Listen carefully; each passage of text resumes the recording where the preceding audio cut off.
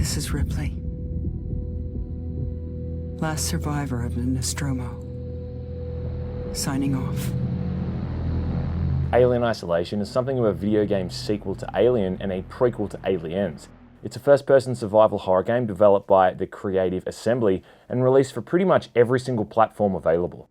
It's no secret to anyone who's been keeping tabs on the game over its development cycle. You take on the role of Ellen Ripley's daughter Amanda, dressed like her mum to boot, and investigating into the reasons surrounding her disappearance at the end of the 1980 film.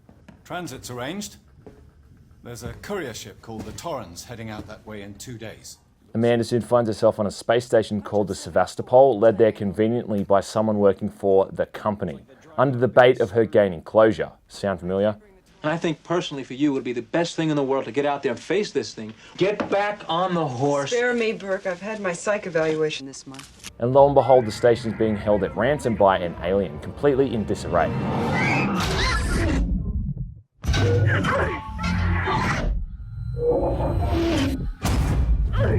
Not only that, but also by hostile survivors who are trying to retake the station by force, and also a rogue, glitchy AI system powering all of the synthetics working on the station as well. Oh, I'm sorry, not synthetics. What is it? Artificial person? I prefer the term artificial person myself. Anyway, you'll be moving back and forth across the Sevastopol as you get new upgrades and gear to unlock new decks and areas. Helped in no part by an extremely crappy map system that shows an objective marker regardless of whether or not it's on the same floor as the player. It seems every objective usually involves pulling a lever, flipping a switch, or turning something on or off, and basically just running around the entire station doing maintenance work. In essence, it's the last 20 minutes of the original film played out for an entire game. You'll weld through doors, use a maintenance jack to get through locked areas, and hack into computer systems with a futuristic gadget, and you'll do this all 50 odd times.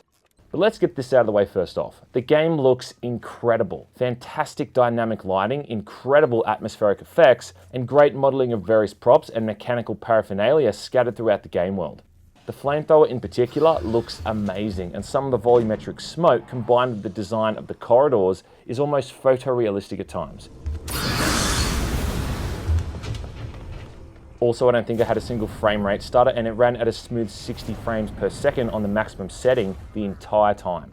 Throughout the game, you can see the way they've alluded to Ridley Scott's film in multiple ways, from the level design and the art style used in constructing the Sevastopol, the soundtrack which reuses a lot of similar motifs, and also because some of the scenes and sequences directly mirror those from the film as well.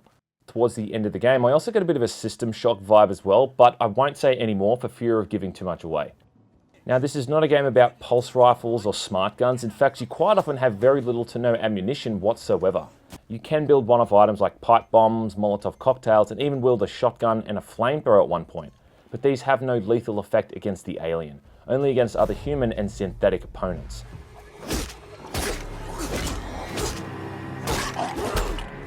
The flamethrower is probably the most useful, able to scare the alien away for a short period of time. Though it burns through ammo really quick. I mean, just watch those ammo counters go. Other items like noisemakers and smoke bombs are more defensive, intended to distract or incapacitate enemies, though I didn't find myself using many of these at all. There's no regenerating health either, and you've got to stay on your feet using medkits, which can also be crafted from parts you find around the station. After your first real encounter with the alien, which happens roughly 2 hours into the game, I might add, you're then constantly on the run from the damn thing, hiding in lockers or under tables, and generally just trying to keep a low profile as you're constantly being hunted down. The sense of fear and tension is absolutely brilliant, and when you're standing in an empty hallway with no cover and can suddenly hear thudding noises as the alien starts bolting in your direction, it's nerve-wracking stuff. The alien looks pretty damn awesome as well, with some graceful and intimidating animations that look really polished. Even after the 20th time I got yanked into an air vent or had it pull me out from under a table where I was hiding, I still jumped like a little bitch. You're given the iconic motion tracker, which will also help you locate the general vicinity where the alien might be, but the alien's behaviour in general is always randomised, meaning you just never really know what it's going to do. Occasionally it seems to glitch out a bit and will just walk in circles around your position, which is kind of irritating. But most of the time it hangs around for a bit before getting bored and then just hopping into a nearby air vent until you make enough noise again to attract it. On that note, sprinting or firing weapons is a big no-no, as they make the most racket.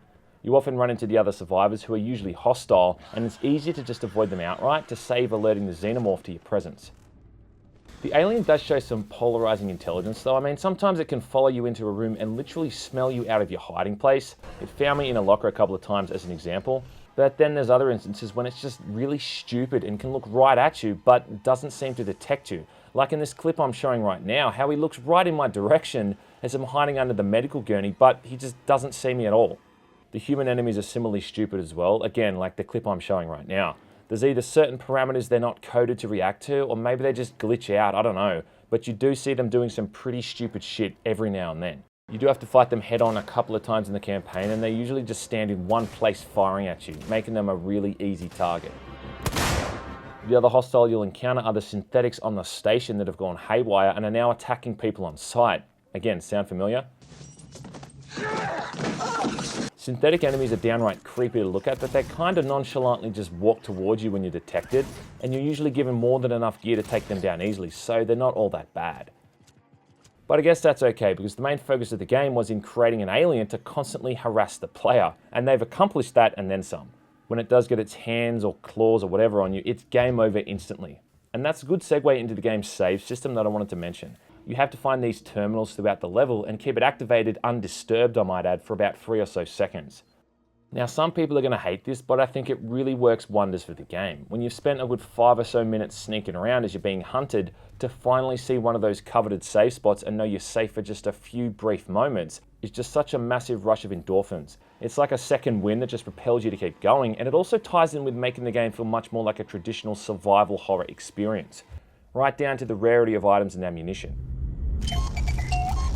Now, for its genre, Alien Isolation is a pretty long game. It's easily 10 plus hours on a first playthrough, and there is somewhat of a change in pace level to level. I mean, it's not always just about running from the alien, but it does feel very repetitive at times.